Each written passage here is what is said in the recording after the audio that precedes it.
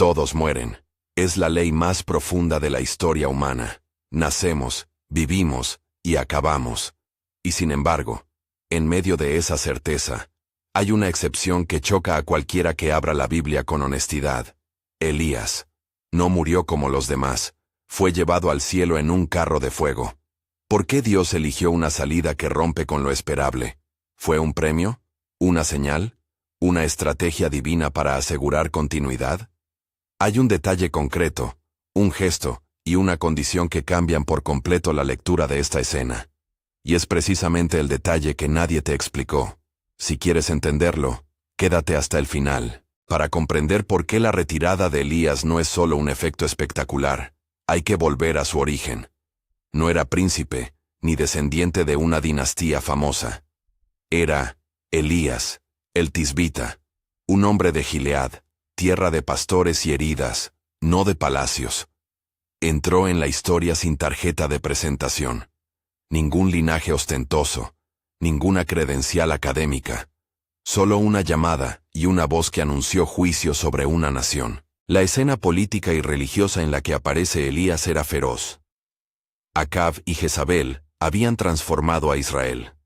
Del culto al Dios de sus padres, se pasó a una apostasía pública. Baal y Asera entraron en el templo de la vida colectiva.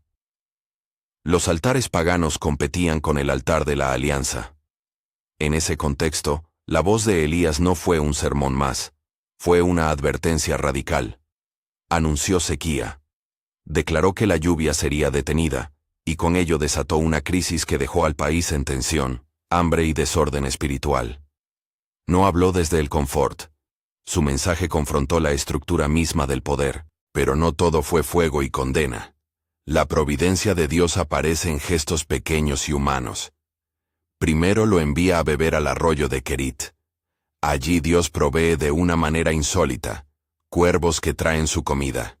Imagina la escena, el paisaje reseco, la corriente pequeña, y aves que, obedientes a un designio mayor, suministran el pan de cada día. Luego, cuando la sequía lo obliga a moverse, Dios lo conduce a Sarepta, a la casa de una viuda. Allí se repite el patrón. Lo sobrenatural se manifiesta en lo cotidiano. La harina que no se acaba, el aceite que no se agota. La supervivencia se vuelve milagro en medio de la cocina humilde. Y cuando la vida parece extinguirse, cuando el hijo de la viuda muere, Elías intercede y trae al joven de vuelta a la vida. No es espectáculo, es misericordia. No es ausencia de necesidad humana, es intervención divina en lo más íntimo. Antes de llegar al Carmelo, conviene que imagines a este hombre tal como era. Hombre de campo, acostumbrado al silencio de la estepa, curtido por la soledad y por la dependencia total de Dios. No se formó en los salones del poder, pero sí en la escuela del desierto. Eso explica algo esencial. Su autoridad no venía de títulos, venía de experiencia con Dios. La confrontación en el Carmelo es el gran momento público. No fue una pelea de un profeta contra un grupo. Fue un juicio escénico delante de todo Israel. Elías restaura un altar, pone el sacrificio, pone agua encima del altar para que nadie pueda alegar fraude. Hasta el arreglo escénico es calculado para eliminar todo truco, y luego espera. La respuesta no llega de forma tibia. Cae fuego del cielo que consume hasta lo que parecía imposible. La piedra, la madera, el agua. Es un momento de vindicación pública del nombre del Dios de Israel frente a la farsa de Baal y a la risa de sus profetas. Pero observe esto. La victoria es pública. No es una experiencia privada. El objetivo no es impresionar a una élite, es instaurar un testimonio ante el pueblo. Y sin embargo, la épica de Carmelo no cierra el capítulo de Elías con triunfo continuo. Venció, sí. La multitud reconoció al Señor. Los profetas de Baal quedaron humillados. Pero la reacción humana y política fue implacable. Jezabel, la reina que había promovido el culto contrario, no se resignó a la derrota simbólica. Amenazó la vida de Elías. Y entonces, sucede algo que sorprende a muchos lectores. El hombre que había visto el fuego del cielo, que había lidiado con reyes y ejércitos invisibles, huye. Se escapa al desierto, se sienta bajo un enebro, y pide al Señor que le quite la vida. La imagen es devastadora. El profeta invicto convertido en figura rota, consumido por el miedo y la fatiga. Aquí se encuentra uno de los rasgos más humanos de Elías. Su fragilidad. No podemos permitirnos reducirlo a un héroe sin fisuras. Fue profundamente afectado por el estrés ministerial, por la soledad de liderar en tiempo de apostasía, por la ingratitud humana. Y en su quebranto, Dios no lo reprende con severidad académica. El encuentro divino con Elías en ese valle de sombra tiene un matiz pastoril. Un ángel le da comida, se le fortalece para un viaje de 40 días hasta Horeb, el monte de la revelación. En Horeb no recibe una ovación. Tiene experiencia con viento, terremoto y fuego, pero Dios no se revela en ellos.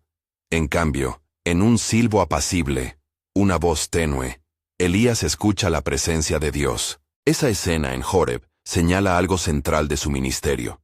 La voz del Señor no siempre viene en el estruendo. A menudo llega en la calma. Y ahí, en la intimidad, Dios le encarga tareas prácticas. Ungir reyes, ungir a su sucesor y reconocer que no está solo, que hay un remanente fiel, 7,000 que no doblaron la rodilla ante Baal. Lo que sigue de Horeb encaja con una política divina de continuidad. Dios no deja la obra sin respaldo humano, y encarga a Elías una misión que no es solamente para él, sino para la vida de Israel después de él. Surge entonces un personaje que es esencial para entender el desenlace extraño de Elías. Eliseo. No es una entrada decorativa. La historia de la sucesión forma parte de la lógica narrativa desde Horeb. Cuando Elías encuentra a Eliseo, lo hace en un contexto cotidiano. Eliseo está arando. No es nadie en la corte, está en su trabajo, con su gente y sus bueyes. El llamado de Dios muchas veces llega en el campo, en la tarea cotidiana, no en la sala del trono. Eliseo responde de forma radical. Deja los bueyes, quema el arado, sacrifica el elemento de su vida pasada, y sigue a Elías. Ese gesto no es un capricho religioso, es una renuncia completa. Y esa renuncia se manifiesta en una petición que para muchos suena desconcertante. Pide porción doble del espíritu de Elías. ¿Qué significa eso? En el contexto antiguo, la idea de porción doble recuerda la herencia del primogénito. Una doble porción como signo de sucesión y respaldo. No es necesariamente una medida aritmética. Es un reclamo por una continuidad real, por ser reconocido y empoderado en la misma misión. Eliseo no pide una experiencia privada. Pide ser visible en la sucesión. Pide que su vocación tenga legitimación pública. Y aquí aparece el elemento que pocas predicaciones subrayan con claridad. Elías responde con una condición. Si me ves cuando sea llevado, así te será. No es una simple frase poética. Establece un requisito.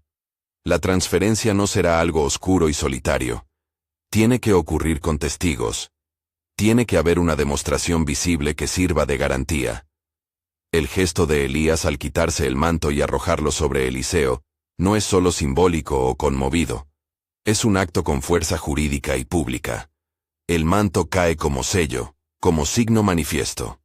En una cultura donde el manto y la vestimenta hablan de identidad y autoridad, esa prenda funciona como un documento visible. Piensa en ello. El manto que cae es la firma que autentica la sucesión. Eliseo, que pidió ver para recibir, no estaba buscando un momento místico en privado. Quería un argumento público que disipara dudas. Quería ser testigo de la obra de Dios manifestada en su mentor, para que su propia autoridad no fuera puesta en entredicho. El requisito de ver es, por tanto, una exigencia de legitimidad. Y eso cambia la lectura de la salida de Elías.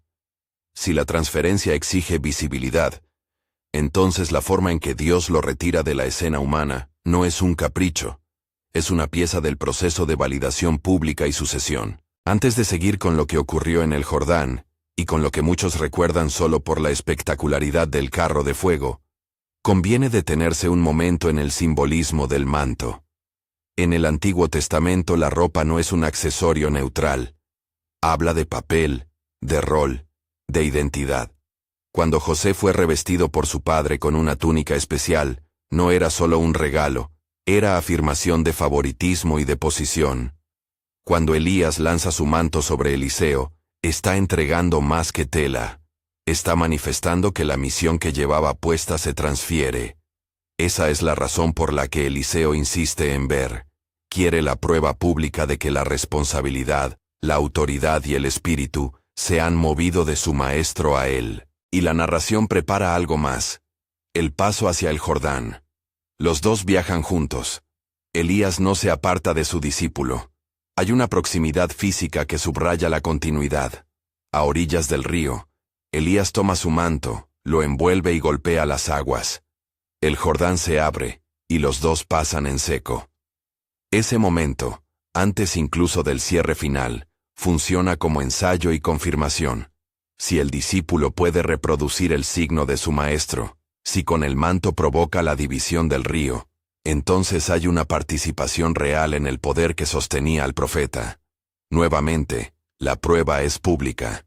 No es una experiencia interior sin testigos, es una acción que cualquiera en la orilla podría narrar.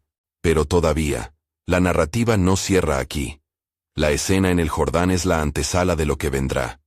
Elías y Eliseo hablan, atraviesan, se detienen en la orilla opuesta, y en el horizonte aparece aquello que ha apasionado a generaciones. Un carro de fuego y caballos de fuego que separan a ambos y elevan a Elías. La imagen impresiona por su fuerza simbólica y por la espectacularidad visual.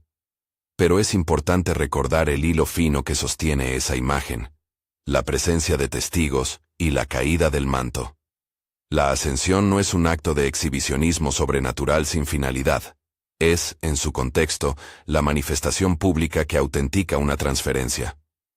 Al llegar al Jordán, el lector atento ya debería estar preguntando: ¿qué legitimidad necesita una sucesión espiritual? ¿Por qué la escena requiere un certificado visible? La respuesta no es meramente administrativa. En un pueblo marcado por la apostasía, por el engaño y por la apropiación del sagrado, cualquier transferencia de autoridad que no se haga a la vista, corre el riesgo de ser reclamación privada y fuente de cisma. Por eso Dios dispone las cosas de manera que haya una prueba irrefutable. Elías no es llevado en secreto. El manto no se pasa con nocturnidad. Eliseo no recibe una experiencia que nadie más pueda verificar. Todo ocurre en la plaza pública, ante el Jordán, ante ojos que pueden contar lo sucedido. Pero hay otra capa que conviene considerar. La condición interna de Elías. ¿Por qué, después de tantas victorias, llega a pedir la muerte? ¿Cómo comprender esa mezcla de gloria pública y quiebre íntimo?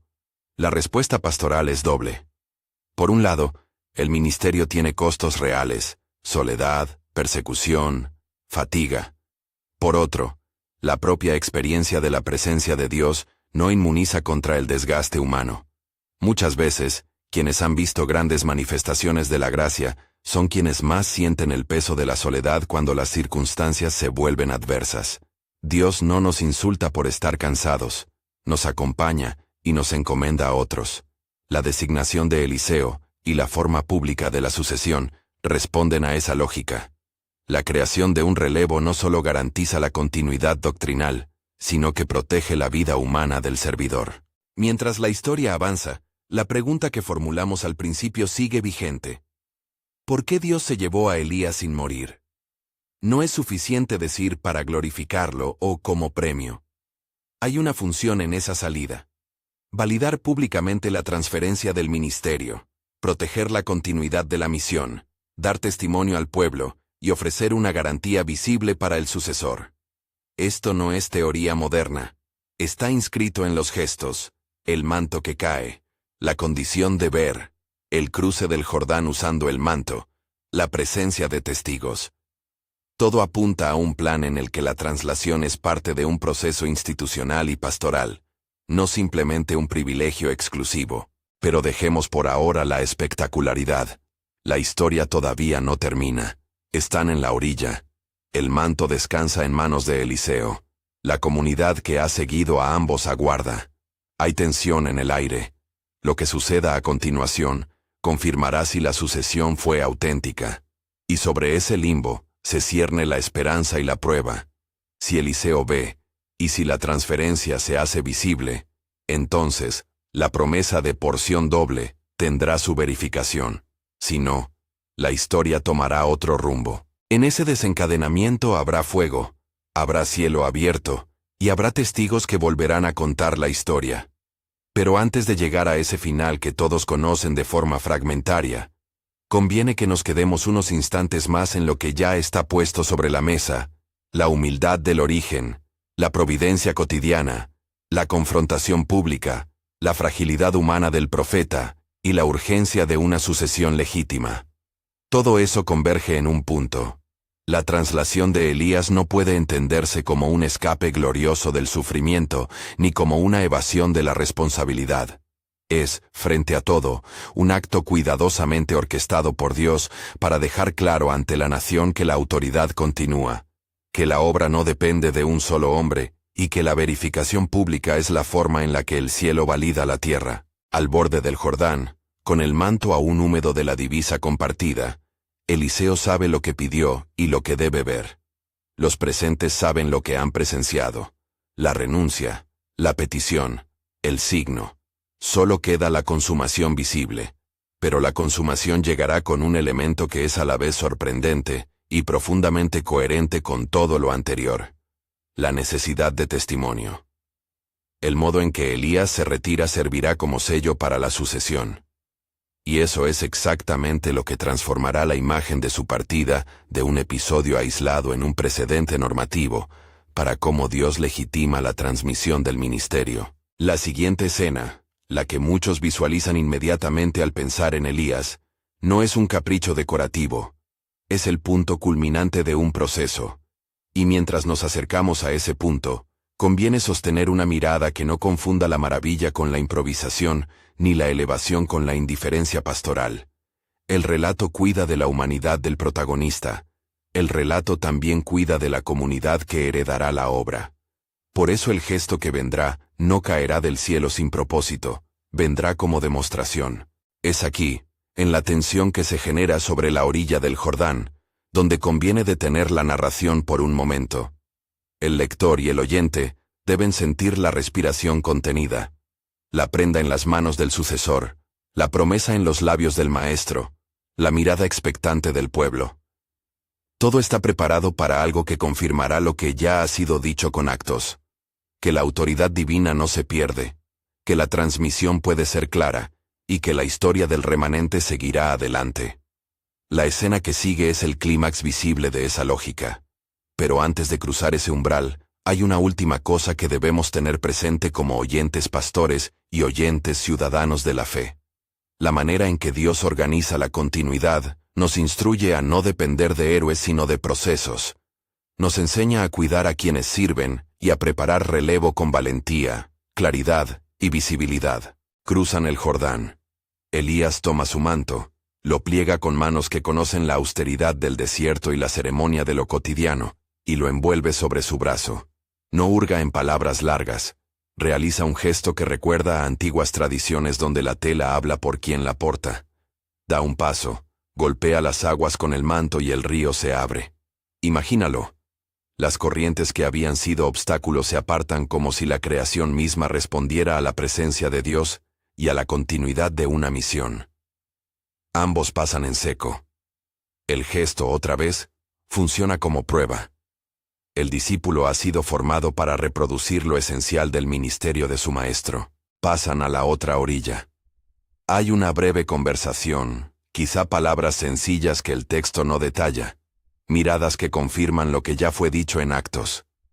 El corazón del drama no es la palabra grandilocuente, sino la confirmación práctica de que aquello que movía a Elías casi puede ser reproducido por Eliseo.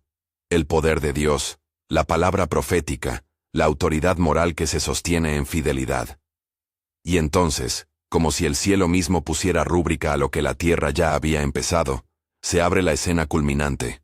Aparece un carro de fuego con caballos de fuego que separan a ambos, y Elías es alzado. La visión es potente, sorprendente y sobrecogedora. Pero si nos detenemos y miramos con atención, tres cosas quedan claras. Primero, la salida de Elías ocurre frente a testigos. No es un rapto privado ni una deserción secreta. Ocurre en un lugar público, con gente alrededor, con un discípulo que exige ver y con la comunidad que ha acompañado. Segunda, el manto cae. Esa prenda ya había sido depositada con significado sobre Eliseo, y al perderse la presencia visible del maestro, la vestidura queda como evidencia. Tercero, Eliseo recoge el manto y actúa con él. No es un recuerdo sentimental. Lo usa, golpea el Jordán y el agua se abre. La comunidad ve. La historia tiene testigos y el sucesor produce señales que confirman lo que la vista ya había indicado. La transferencia se ha consumado ante todos. ¿Cuál es la lección teológica que sostiene este desenlace? No es difícil verla cuando se piensa en el temple histórico y religioso de aquel tiempo. Israel vivía una crisis de legitimidad. Los reyes y los profetas paganos habían instalado una alternativa litúrgica y política. En ese contexto la sucesión espiritual tenía que ser robusta frente a acusaciones de usurpación y frente a manipulaciones. Si alguien reclamaba el papel que antes tuvo Elías, bastaría con decir que lo obtuvo en la sombra. Un movimiento en privado no habría sido convincente. Dios, por el contrario, instituyó la sucesión como acto público. El manto, la vista exigida por Eliseo, la posibilidad de reproducir el signo en el Jordán, y la alzada al cielo en presencia de testigos eran, en conjunto, un mecanismo que garantizaba la continuidad sin ambigüedad. Es aquí donde aparece el detalle que tantas predicas y comentarios dejan de lado. Eliseo no pide una experiencia mística puntual, pide ser testigo de la consumación. Sus palabras sobre la porción doble tienen un contenido heredero y jurídico. Su condición de ver al maestro al ser llevado es una cláusula de legitimidad. En la cultura bíblica, ver es una forma de atestiguar. El que ve puede declarar lo sucedido. El que declara sin haber visto puede ser acusado de invento. Eliseo exige visibilidad, porque sabe que la autoridad necesita un aval que vaya más allá de la confianza íntima entre dos hombres de fe. Necesita prueba para la comunidad que seguirá adelante. Esto cambia el modo en que leemos la ascensión. No se reduce a un premio ornamental ni a una excepción gratuita de la ley de la muerte. Es, antes bien, un acto con finalidad, pedagógica, jurídica y pastoral. Pedagógica, porque enseña a la nación que la obra de Dios se transmite, y que hay elementos visibles que confirman esa transmisión. Jurídica, porque el manto es un sello público de herencia espiritual. Pastoral porque protege al consecutor, y evita disputas que podrían fraccionar el remanente fiel. Cabe por eso, distinguir entre tres interpretaciones válidas y complementarias, y hacerlo con humildad. La primera. La ascensión es honor. Dios puede elevar al siervo para glorificar su fidelidad. La Escritura reconoce y celebra el favor divino. La segunda. La ascensión es pedagogía litúrgica. Sirve para que la comunidad reconozca que la autoridad no se pierde, y que hay continuidad. La tercera. La ascensión es símbolo escatológico. Para muchas tradiciones cristianas, Elías encarna una figura que señala algo del final de la historia, y del actuar de Dios en el tiempo. Cada una de estas perspectivas aporta algo, pero lo crucial es que ninguna de ellas por sí sola agota el sentido. Cuando las combinamos, vemos que el acto de llevar a Elías sin muerte fue múltiples cosas a la vez. Sonar de trompeta para la nación, sello para la sucesión, y expresión del honor divino. Conviene aquí hacer una pausa interpretativa y precisar algunos límites de lo que podemos afirmar con seguridad y de lo que pertenece a tradición o especulación. El texto bíblico nos muestra el acontecimiento. Lo que reafirmamos con firmeza es que hubo un acto público, el manto, la vista exigida por Eliseo, y la reproducción del signo.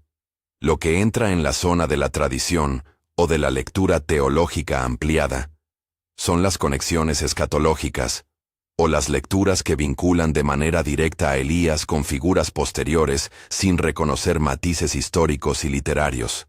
Es legítimo, por ejemplo, ver en Elías una figura que anticipa al enviado, o recordar que Jesús habló de Juan el Bautista como alguien que vino en el espíritu y nombre de Elías.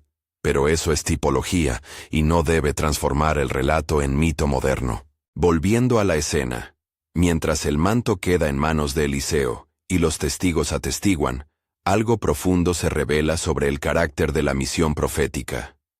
No era un oficio de poder personal, era una función que debía sostenerse en la comunidad. Elías, a su vez, no abandona sin cuidar la continuidad. Aunque estaba exhausto y había pedido morir en un momento de quebranto, Dios lo rehace y lo pone a garantizar que habrá relevo. Es una teología del cuidado. Dios no perpetúa la soledad del líder heroico, prepara relevo. En el gesto mismo de la sucesión, hay una lección sobre cómo debe pensarse el liderazgo espiritual. No como monopolio, sino como servicio que se entrega y se delega. Este punto tiene implicaciones prácticas poderosas para la Iglesia hoy. La primera es pastoral. Los líderes son humanos y se cansan. No podemos exigir presencia inagotable, ni esperar que el servidor no tenga momentos de quiebre. La historia de Elías nos muestra que incluso los más grandes pueden caer en fatiga y desesperanza. La respuesta de la comunidad ante esa fragilidad no es reproche severo sino cuidado, alimento, acompañamiento, espacio para restaurarse, y medidas que protejan la vida del siervo. La segunda implicación es organizativa. La Iglesia necesita procesos claros de mentoría y sucesión. Que alguien tenga carisma no lo hace automáticamente legítimo ante la comunidad. Hace falta visibilidad, formación de discípulos, y actos públicos que confirmen la continuidad. La tercera implicación es ética. La transmisión del ministerio debería evitar secretismos y comprensiones de tipo heroico, que sitúen a los líderes por encima del pueblo. Quizá te preguntes, ¿cómo se vive esto en la práctica? No hay recetas universales, pero sí principios. Por ejemplo, formar a líderes interinos, y que realicen actos concretos junto a su mentor. Documentar la transmisión mediante actos públicos. Fomentar una cultura eclesial, donde ser sucesor no sea usurpación sino responsabilidad. Y cultivar espacios de acompañamiento emocional y psicológico para los pastores. Preparar relevo no empobrece al ministerio, lo preserva. A menudo, iglesias que ignoran esto terminan con vacíos de autoridad, luchas internas y heridas internas que tardarán generaciones en sanar. Hay además una lección personal para quien escucha. No coloques tu confianza absoluta en un hombre o mujer. Elías fue instrumento. La obra es de Dios. No idolatrar al profeta no significa despreciarlo. Significa reconocer con humildad que la presencia de Dios puede manifestarse por medios humanos y que los instrumentos se desgastan. Aprender a orar por los servidores, a sostenerlos y a demandar transparencia en la sucesión es un acto de amor por la comunidad. Volvamos por un instante a la figura de Eliseo. Es indispensable para comprender por qué la escena requería esa teatralidad. Su respuesta fue radical, su petición fue osada. Él no quería ser un copista cómodo, quería la totalidad de la misión. Pero su exigencia del ver, su insistencia en la prueba pública, nos recuerda que la fe no niega la justicia social y la legitimidad comunitaria.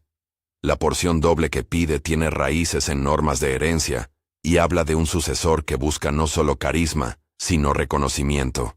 La fe de Eliseo va acompañada de prudencia institucional. Entiende que, en un pueblo quebrado por la apostasía, la visibilidad era esencial. Al explicar esto conviene evitar dos tentaciones. Romantizar la figura de Elías hasta volverla inalcanzable, y utilizar su experiencia como modelo para prometer que si alguien tiene suficiente fe, será llevado de igual modo. Ninguna de estas conclusiones está justificada por el texto. La Escritura cuenta un evento singular con fines teológicos. No es manual de fórmulas para experiencias sobrenaturales. La enseñanza válida es aquella que se extrae con responsabilidad. Dios actúa soberanamente, honra la fidelidad, protege la continuidad, y enseña a su pueblo mediante acciones externas que confirman lo interno. También debemos tocar con respeto la dimensión simbólica del manto. En la literatura bíblica, la vestimenta comunica identidad y rol. Revestir a alguien con una prenda significa conferirle una función. Cuando Elías lanza su manto sobre Eliseo, está no solo haciendo un gesto emotivo, está actuando jurídicamente en términos de la cultura. Entrega el signo de la misión.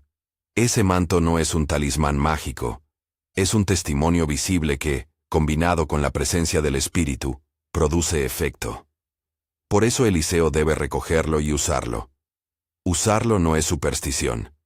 Es reenactuar la transferencia en el plano público. Hay, además, una enseñanza sobre la relación entre lo visible y lo invisible en la vida espiritual. La obra de Dios se afirma tanto en la experiencia íntima como en la evidencia pública. La comunión con Dios es esencial, pero aquella comunión también encuentra su expresión en actos que la comunidad reconoce. Dios no prescinde de la historia, ni de las instituciones que forjan memoria. Por eso la escena final de Elías es tan instructiva. Enseña que lo espiritual y lo comunitario no son esferas separadas sino complementarias. Al considerar las implicaciones escatológicas que se han levantado a lo largo de los siglos, la idea, por ejemplo, de Elías como figura que retornará en los últimos tiempos, o de su papel en la expectativa judía, debemos mantener tono de humildad exegética. Existen tradiciones ricas que han interpretado la figura de Elías en clave final. Otras las ubican en tipología con Moisés en el monte, en la transfiguración y en la obra de Jesús. Son lecturas que enriquecen pero que deben diferenciar entre lo que el texto afirma y lo que la comunidad creyente ha reflexionado a partir de él. En todo caso, la memoria de Elías recuerda que Dios interviene en la historia, y que cuando lo hace, suele hacerlo con intención pedagógica que beneficia al pueblo. Llegamos entonces a una conclusión directa frente a la pregunta del título. ¿Por qué Dios se llevó a Elías sin morir?